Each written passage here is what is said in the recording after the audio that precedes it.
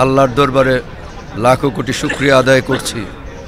আমাদের 5 জন দেবের সিনিয়র নেতৃবৃন্দ যাদের বিরুদ্ধে মিথ্যা অজুহাতে যে বহিষ্কারাদেশ করিয়েছিল ভারপ্রাপ্ত চেয়ারপারসন জনাব তারেক রহমান একটি তদন্ত করে সেই অভিযোগগুলো মিথ্যা প্রমাণিত হয় সেই বহিষ্কারাদেশ প্রত্যাহার করেছেন।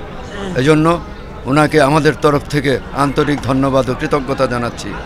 আপনারা জানেন বর্তমানে বিএনপি এবং দেশ একটি ক্রান্তিকাল অতিক্রম করছেন।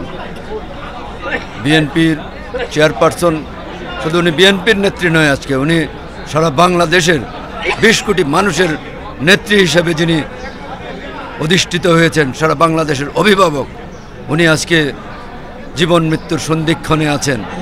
আমরা সবাই কায়মনোবাক্যে প্রার্থনা করছি আল্লাহ পাক যেন ওনাকে সুস্থ করে আমাদের মাঝে ফিরিয়ে দেন এবং এই দেশকে নেতৃত্ব দেওয়ার তৌফিক দান করেন।